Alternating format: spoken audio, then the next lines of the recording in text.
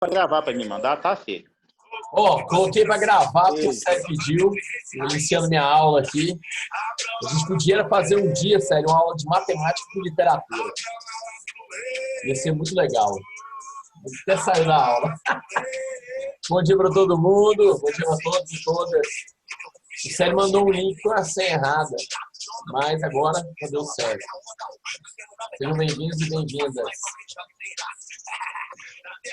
Boa tarde, boa tarde, boa tarde. Vou carregar aqui a apresentação.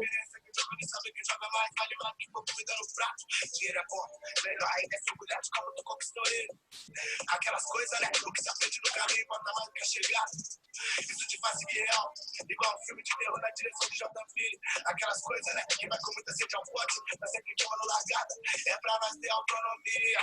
Não compre corrente, abra um negócio. Parece que eu tô tirando, mas na real tô te chamando pra ser sócio. Pensa bem, tirar seus irmãos da lama. Sua coroa logo trampo. Outro vai ser mais um preto que passou a vida em branco. E aí, galera? Sejam bem-vindos. Começa com a música Hat Trick do Djonga. Abram alas para o rei, porque é exatamente isso que vocês têm que fazer quando eu entro na aula. E no final das contas é isso. Tem umas coisas que eu quero dizer para vocês. Primeiro, o seguinte, estava falando de modernismo semana passada, né? E a participação quase que massiva de vocês participam sempre, né, o Emerson? Boa tarde. E aí, hoje, o que eu quero que vocês façam a partir de agora, além de iniciar da gente avançar para a segunda fase do modernismo, eu quero que vocês prestem bastante atenção no cara que nós vamos falar hoje, porque esse cara é nada mais, nada menos do que Carlos Drummond de Andrade. Se eu já tiver falado de Drummond na semana passada, por favor, me avisem, porque Drummond é dividido em duas partes, então eu quero falar da primeira e da segunda, e eu preciso saber se eu já falei de Drummond ou não. Bom, primeiro, então eu vou falar da segunda parte do Drummond, porque é a segunda parte que me interessa. Então, como vocês já sabem, como vocês devem ter visto, Carlos Drummond de Andrade é um autor extremamente importante do modernismo brasileiro. É talvez o mais representativo de todos os autores.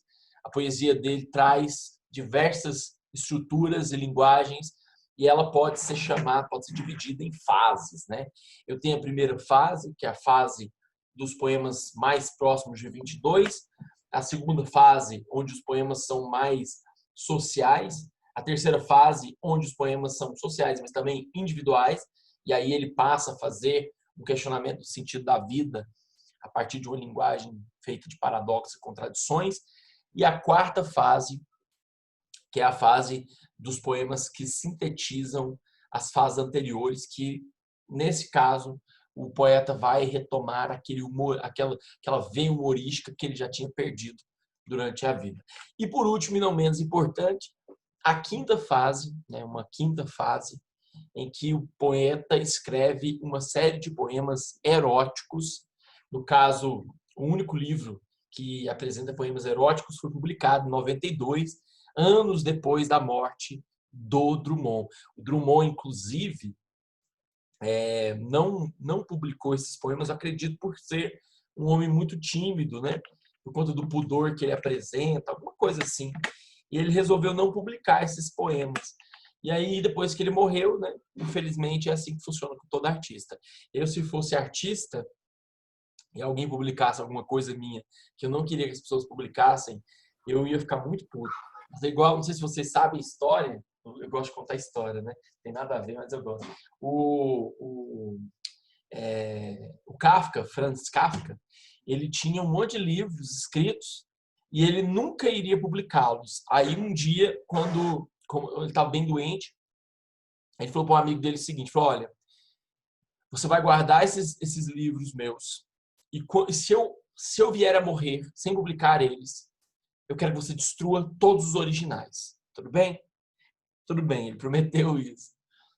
Quando o Kafka morreu, esse amigo guardou esses livros por um tempo, aí quando acabou a guerra, ele publicou todos. O Castelo, acho que o Processo também, e mais uma série de outros livros que o Kafka tinha escrito e que não eram para ser publicados. Claro que tem uma vantagem. Desculpa, tem uma vantagem, né? A vantagem é que a gente tem obras maravilhosas hoje. mas tem uma desvantagem muito grande que se você não queria publicar em vida, porque não fazia sentido para você. Aí você pode até dizer assim, não, mas não queria publicar em vida, então não escrevesse. Faz sentido. É aí que eu acho um pouco estranho. Se o cara escreve um negócio e manda um amigo guardar, porque ele mesmo não destrói, não é mesmo? Porque eu acho que talvez ele pense em se arrepender, né? E aí ele pensa, não, só vou deixar publicado aquilo que for bom, aquilo que for bom, aquilo que for bom. E como ele não acha bom nada disso, talvez tenha essa situação. Bom, essa quinta parte, desenvolvida a partir da década de 1970, e nas últimas obras de Drummond, ele cultiva a memória, os amigos, o amor a Lígia Fernandes, e segue com o questionamento da vida, dos homens e de si mesmo. Mas também apresentou uma novidade, um livro de poemas eróticos. Então, o livro se chama O Amor Natural. Não vou ler para vocês. Na filosofia acontece muito também, claro, muito, né? Aliás, Sócrates e Platão, né? Sócrates e Platão talvez seja exatamente isso que aconteceu. Não desse jeito, mas algo parecido com isso.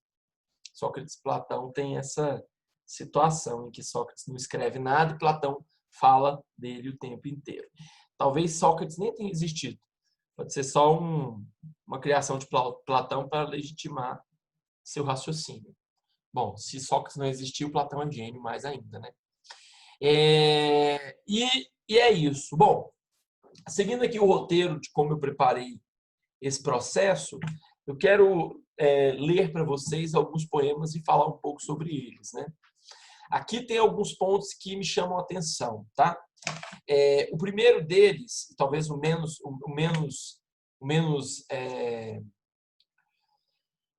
complexo dos poemas do Drummond, é o poema das Sete Faces, publicado em 1930 no livro Alguma Poesia. É o primeiro poema publicado assim em livro do Drummond. O Drummond já tinha alguns poemas publicados em revistas e jornais, tá? Não pense que ele inaugurou, que é inédito, que ninguém conhecia ele. Não. Muita gente conhecia o Drummond já. Ele não era conhecido, sim, com relação a livros. Porque às vezes ele publicava um ou outro poema, mandava para um amigo, publicava um ou outro poema, mandava para um jornal, uma revista.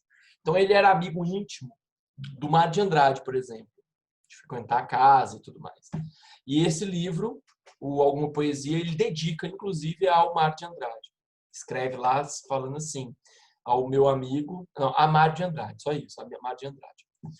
Poema Sete Faces. Bom, vamos ler. São sete estrofes, como você pode ler, ó, 1, 2, 3, 4, 5, 6, 7. Então, se é um poema das sete faces, é um poema com 7 estrofes, tá certo? Cada estrofe representa uma face do eu lírico. Ou melhor, né? Você pode falar que é uma face do Drummond. Eu acho que não é pertinente falar que é uma face do Drummond.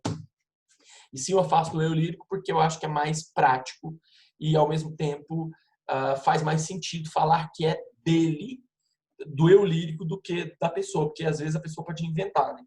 Poema é fingimento, então esse é um ponto que a gente tem que sempre levar em consideração. Bom, quando nasci, um anjo torto, desse que vive nas sombras, disse, vai, Carlos, ser goste na vida. Essa primeira face diz respeito a especificamente uma coisa. Estou anotando aqui as coisas que eu falo, tá?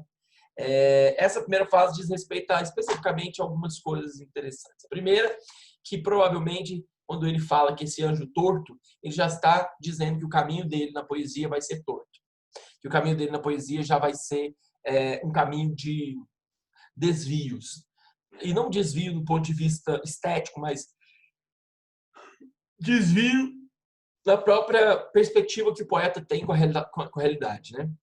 Ser gauche é ser esquerdo, é ser fora da curva, é não se enquadrar nos padrões. Então, vou colocar aqui, né, sem padrões, para eu anotar e aí depois eu ficar sempre lembrando das coisas que eu penso em determinadas aulas. Então, essa primeira estrofe, ela diz respeito a isso. Um anjo torto, desse que vive nas sombras, disse, vai, Carlos, ser gosto na vida. Aqui a ideia é como se, quando a gente nascesse, um anjo ditasse o nosso caminho, né? Um anjo fosse nos proteger. Esse daqui é um anjo torto. O segundo poema, eu acho ele um pouco mais difícil de se compreender. Acho um poema meio... uma mistura de dadaísmo com cubismo, uma coisa meio fragmentada. Talvez seja isso. Ele diz assim: as casas espiam os homens que correm atrás de mulheres. A tarde talvez fosse azul, não houvesse tantos desejos. Então, quando ele fala sobre essa perspectiva, que as casas e os homens, ele faz uma inversão, óbvio, uma inversão sistemática, como se as casas fossem representativas de quem está dentro das casas. Eu acredito muito que as pessoas ficam espiando os outros, né? E aqui tem um ponto que é o desejo. Desejo que é algo muito comum no Drummond. O Drummond sempre fala desse desejo, né? E quando ele fala a tarde talvez fosse azul, acredito que ele está falando que a tarde ela não é azul, né? A tarde é meio avermelhada. Então aqui parece ter uma cor. Se a tarde fosse azul, ao invés de ser meio avermelhada, meio assim, diferente a cor, não houvesse tantos desejos, mas na verdade isso não faz diferença nenhuma. Então aqui eu acho a segunda estrofe, ela está falando sobre os desejos, né? Sobre as vontades. E também, claro, para fazer esse jogo, né? Imagina o seguinte: você está numa cidade e andando pela cidade, as casas ficam espiando pelas janelas ali. E esses homens vivem, correm atrás de mulheres e tal. Esse correr atrás de mulheres não tem nada a ver com ir lá e tocar nas mulheres, não. Mas correr atrás, porque talvez fosse esse o único intuito que o eu lírico vê dos homens, tá? Terceira face. Essa terceira face, ela sim, eu acho ela mais dadaísta do que todas. É uma coisa mais fragmentada, assim. Porque você imagina um bonde. Sabe o que é um bonde, né? Você sabe o que é um bonde? Bonde é um tipo de ônibus, como se fosse ônibus. O bonde passa cheio de pernas. Ele não passa cheio de pessoas, ele passa cheio de pernas. Mas tudo bem. Ele está com pessoas, então a gente pode chamar de metonímia. Você que sabe. Pernas brancas, pretas, amarelas. Para que tanta perna, meu Deus? Pergunta meu coração. Porque o coração, teoricamente, representa a parte lírica do eu lírico. A parte do amor, né?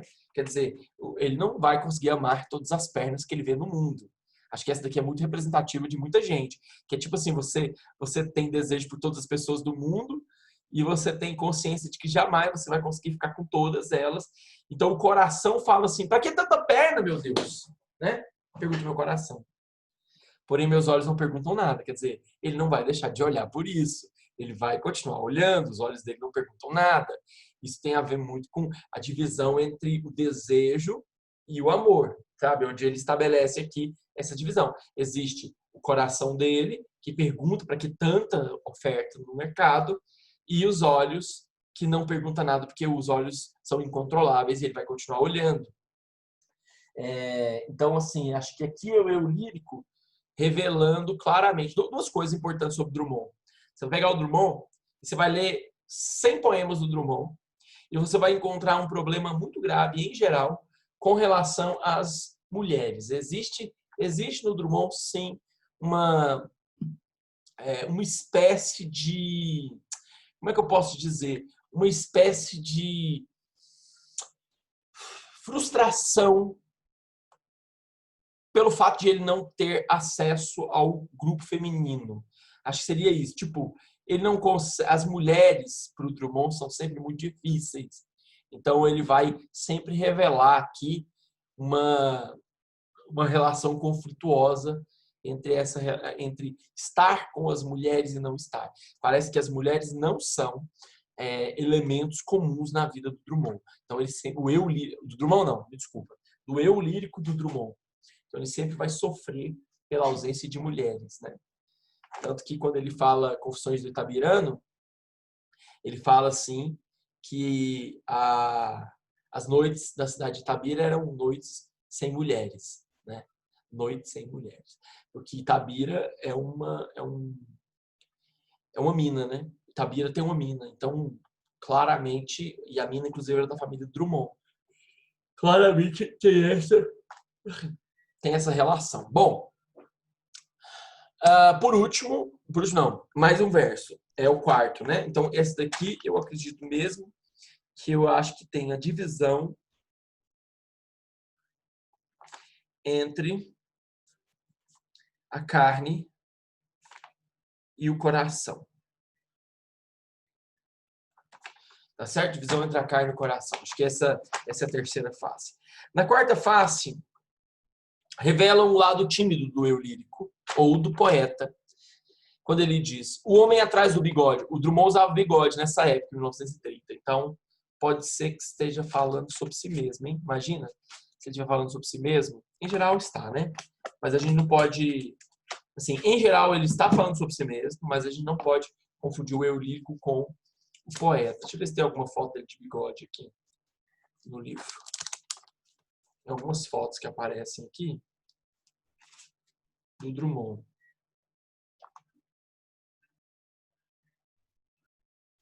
Aqui, ó. Ah, vocês vão conseguir ver, será?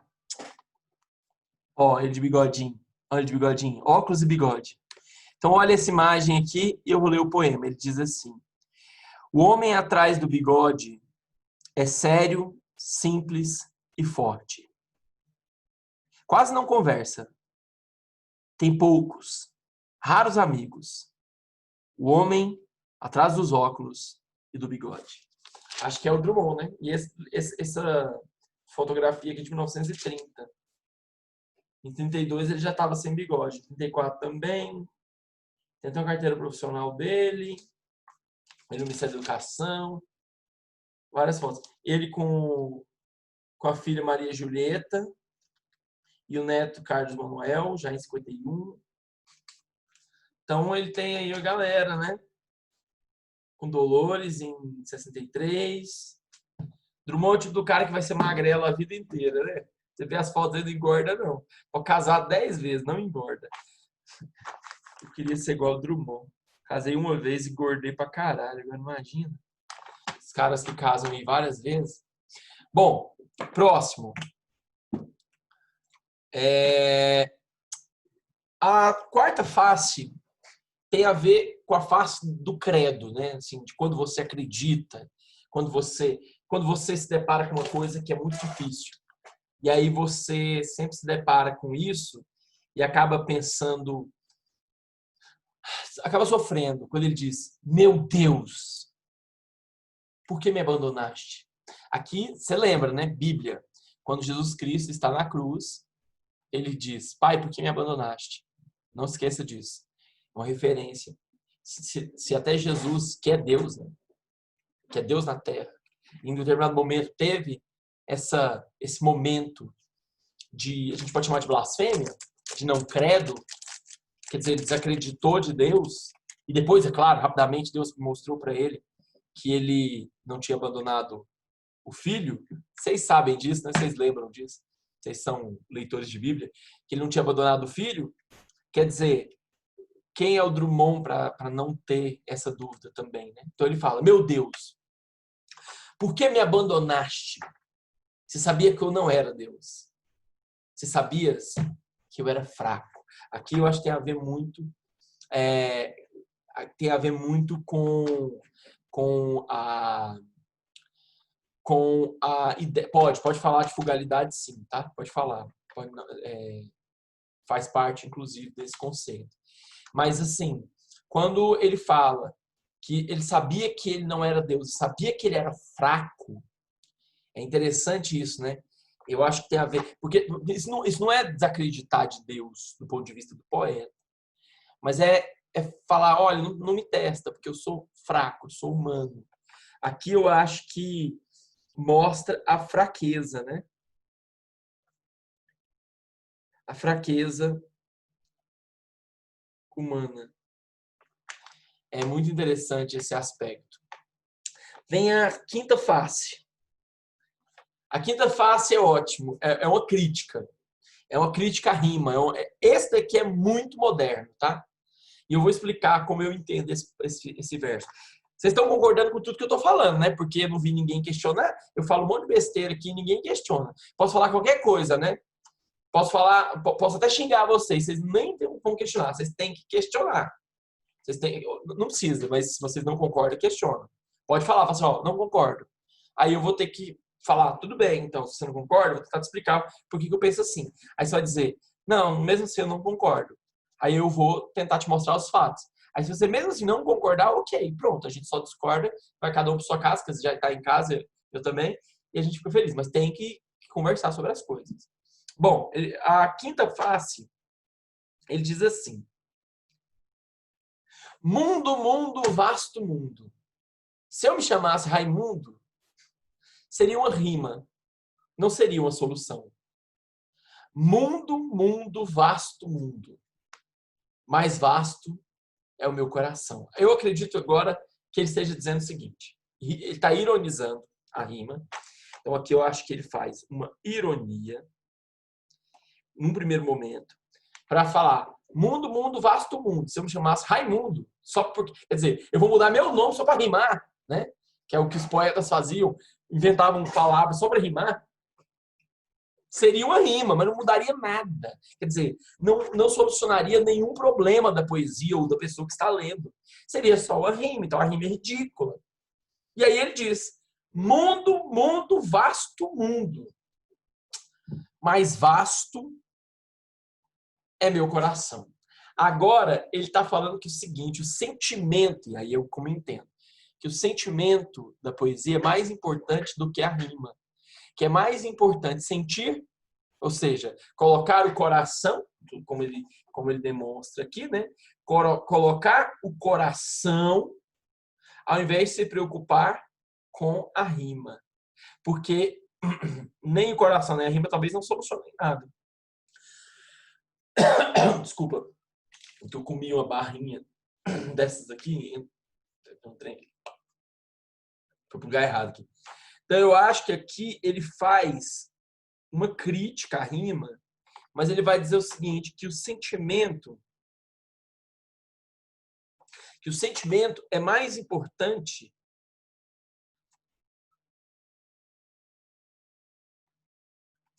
que a poesia.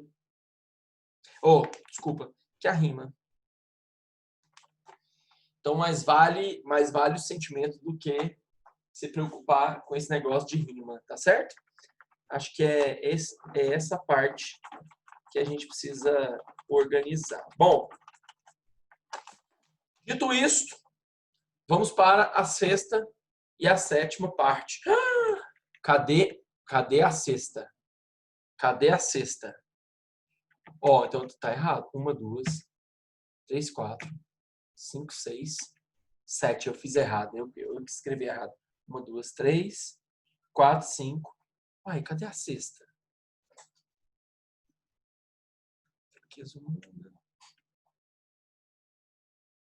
Ah, tá. Eu esqueci da quarta. Não, tá certo, tá certo.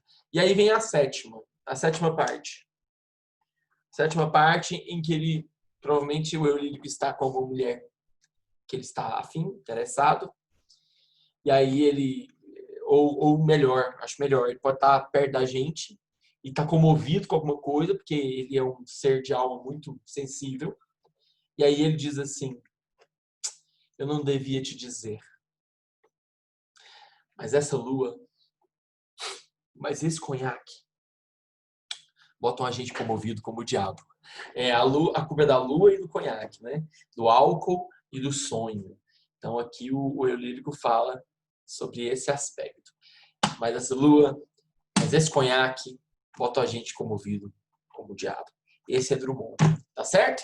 Então é o poeta mais importante dessa etapa, Carlos Drummond de Andrade, e nesse primeiro poema ele revela muita coisa importante. Vou ler para vocês quadrilha para seguir o meu roteiro de ideias. Ixi, minha cadeira tá. Pronto, já melhorou. Vou ler quadrilha para vocês. Quero que vocês façam análise aí comigo e depois a gente conversa sobre ele. E esse aqui é obrigatório. O aluno que não fizer, eu vou jogar uma praga. O aluno que não escrever nada, qualquer coisa que entendeu aqui, vou jogar uma praga no final. E praga minha pega, galera. Pega feio, nossa senhora. Se não escrever, porque não está assistindo. Se não está assistindo, está se enganando. Bom, quadrilha. É o título do poema, tá certo? Quadrilha. João amava Teresa, que amava Raimundo, que amava Maria, que amava Joaquim, que amava Lili, que não amava ninguém. João foi para os Estados Unidos. Teresa para o convento. Raimundo morreu de desastre. Maria ficou para a tia. Joaquim suicidou-se. E Lili casou-se com J. Pinto Fernandes, que não tinha entrado na história. O que vocês entendem desse poema? Sejam breves. Que eu vou começar a jogar praga a partir de agora. Vou contar até 50. 1, 2, 3, 4, 5, 6, 7, 8, 9, 10, 11. Ninguém tem coragem, né? Vocês são um bando de bundões, né? Ninguém tem coragem de arriscar. Por que vocês não têm coragem, né? Nem no privado, não tem coragem de arriscar. Eu não falo o nome se mandar no privado. O que vocês entendem desse poema? Vou apagar todas as marcações.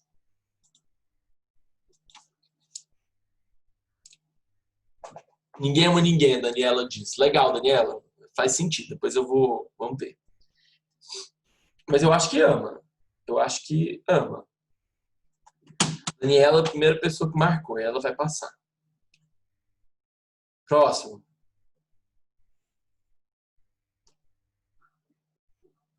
Já deu 50 segundos. Acabou. Bom, o que acontece aqui, Daniela e pessoas que não estão assistindo essa aula, se você está assistindo essa aula online, saiba que a galera... Online não, desculpa. Se você está assistindo essa aula em outro momento, né, que não seja, de fato, o momento em que ela está acontecendo, saiba que os meninos não participaram. Então, você aí agora, que está assistindo a aula gravada, deve estar chateado que você queria participar, eu sei que você queria. Vamos lá. Quando ela fala o seguinte, João amava Teresa, primeiro título, né, quadrilha. Vocês já brincaram de quadrilha, já dançaram quadrilha, né? Todo mundo já dançou quadrilha. Quadrilha tem uma finalidade que é, o final das contas, um casamento. Né? Então, quadrilha é uma festa junina em que as pessoas trocam de pares e acabam, nessa brincadeira da quadrilha, dançando cada um com um par diferente.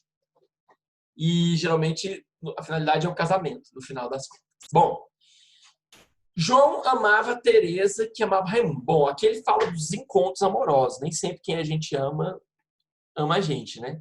Raríssimas as exceções de a gente encontrar alguém que nos ama. Geralmente acontece assim. A gente ama muito mais a pessoa do que ela nos ama. E aí a gente sofre. Esse é o grande problema do ser humano. Mas o pior aqui é que ninguém amava ninguém aqui. Assim, todo mundo amava todo mundo, menos a Lili. As pessoas amavam as pessoas, mas cada um amava a pessoa errada. Porque o João amava a Teresa. Só que a Teresa amava o Raimundo. Só que o Raimundo não amava a Teresa, ele amava a Maria. E a Maria amava o Joaquim. Como o Joaquim amava a Lili e a Lili não amava ninguém, ela quebra o ciclo, o destino de cada um desses personagens, nesse passado, para esse passado recente, é um destino interessante. Isso, quem eu quero não me quer. É igual a música, quem eu quero não me quer. É isso? Quem me quer não vou querer. É a música da Marília Mendonça, não sei quem canta essa música, mas já ouvi ela. Então é o seguinte, o João que amava a Teresa, foi para os Estados Unidos porque a Teresa deixou de amar as pessoas e foi para o convento. Só que ela foi para o convento porque o Raimundo provavelmente morreu de desastre. Então, assim, o Raimundo morre de desastre. A Teresa fica muito triste porque ela amava o Raimundo. E ela, então, resolve virar freira. Como o João viu que a Teresa foi para um convento, ele vai para os Estados Unidos. Ele foge dessa realidade. O João morre de desastre, tadinho. E ele amava a Maria.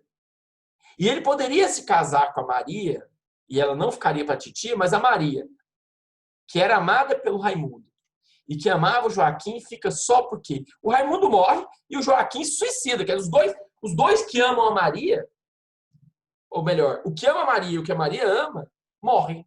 Os dois morrem. Então, óbvio que ela vai ficar para a titia. Então, essa é a perspectiva do poeta. E O Joaquim se suicida provavelmente porque a Lili, que não amava o Joaquim, não amava ninguém, se casou com um homem rico. Meu Paulo, como é que você sabe que esse homem é rico? Como é que eu sei que esse homem é rico, pessoal? Porque na história do poema, ele é o único que aparece com nome e sobrenome. Aliás, nem nome ele tem sobrenome, né? Ele é o burguês, tá certo?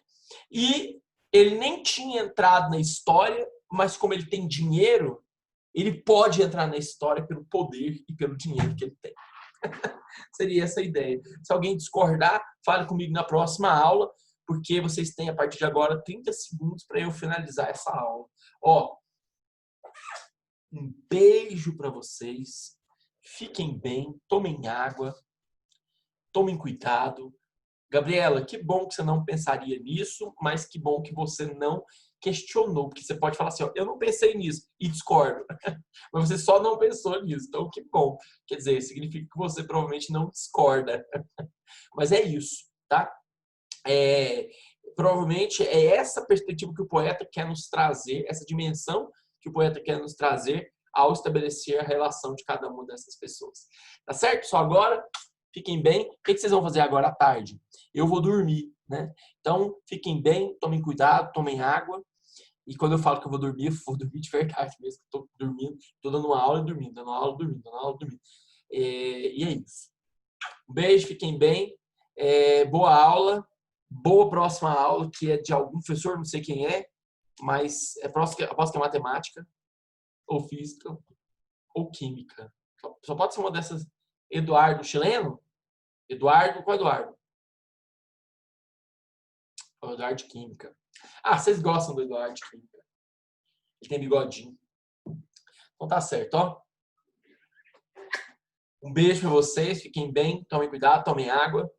Boa semana, tá? Valeu. Obrigado.